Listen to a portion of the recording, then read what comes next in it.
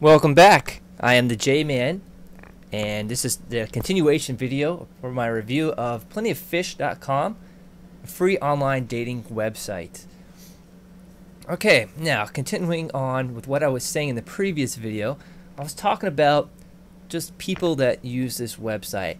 And I'm trying to figure out what the mindset is going into a website like this. I think everyone kind of has a different approach, but there is a common or general idea that people have in their head when they sign up for a website like this. Okay? Now, to really understand what's going on, you need to put yourself in their situation. Okay? Let's try to imagine that you're a single guy, you're kind of young, maybe you've been busy, you haven't had time to really find a girl that you connect with, someone that you can just relate to.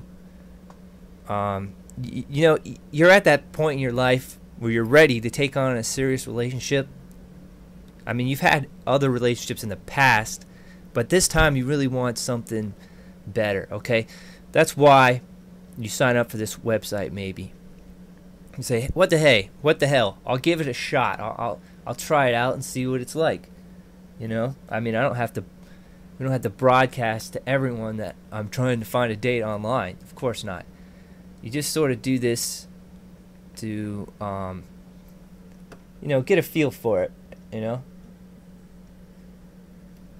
Alright, so you look around and see a few nice people, some pretty faces, try to message them just to see what's going on. Alright, now here's where you got to be careful. Alright, your emotions cannot be put on the line. Don't ever put your emotions on the line. Take everything with a grain of salt. Alright, because you never know what someone's gonna say. Alright. So, anyways, my complaint or my criticism of the people that use this website, because I think they're at such a young age, or kind of an in-between age, in between teenage and 20.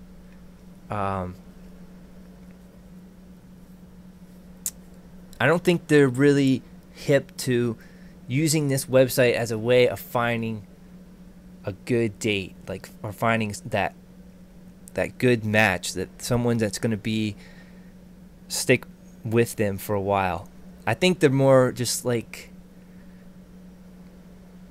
thinking that this is a website where I might be able to find someone fun that I can have fun with every now and then, or talk to whenever it's convenient for me. It's more of a convenience type of thing. That's what I believe. It's like, wow, this is really convenient, that's why I'll do it. I think they come on here without the dedication a lot of times.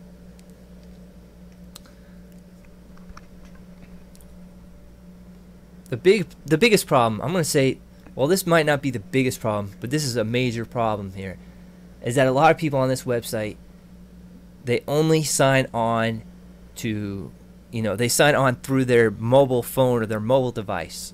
Alright? They're able to send text messages. They're not able to really use all the convenient features of this website as well as they would if they were sitting on a home computer. Okay? They have their phone in their pocket at work or something like that. So when they get a message, they're not really on top of it, So if you message somebody that's online, you're trying to talk to them, obviously. You want to have a conversation. But you can't go too far with your first message. You can't say too much in the first message. It's just weird. It's just awkward. So you want to say something like a little brief introduction just to get the ball rolling. Hopefully they'll see that they have a message. They'll read the message and respond. Okay? Now that's the bare minimum right there. You find out pretty much nothing about the person that way. But the idea is just to get the ball rolling, get the conversation going, okay? But the problem is that these people or whoever else you're messaging is usually on a mobile device, and they're not paying very much attention when they have a message. In other words, they will only message you back if it's super convenient for them. All right? They'll read your message, but they won't really think about it. If they don't have something like that comes to mind right away to say, they're not going to respond most of the time. So you end up sitting there on the website kind of like expecting a response or trying to get a response, but it just becomes boring because you're not getting any responses. So what happens? You go and you surf other websites, or you do something else to occupy your mind, you know, and just come back every now and then, check your messages. Well, the problem with that is this website will log you off if you don't do something. Like if you don't click something on the website, it will log you off like every 10 minutes or something like that. Okay? So you have to keep that in mind too. When you're looking at who's online, you know, there might be people online, but because they're away from their keyboard or away from their mobile phone, it signed them off automatically. So you don't really know for sure who's online. That's another problem. So it's very much a guessing game. And it's kind of discouraging, you know. If dating on an internet website doesn't work, even though it's supposed to be really convenient, it's sort of discouraging because you think about how is dating in real life going to work, because that's so much more difficult, supposedly. So in that way, the website is kind of discouraging.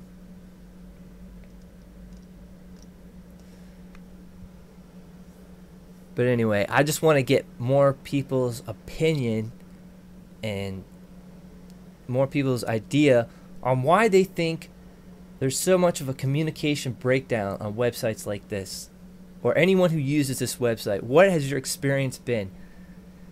Ladies, guys, what has your experience been on this website? Good or bad? Or something in between? Let me know.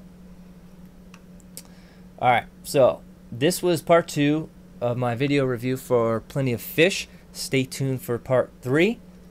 And thanks for watching.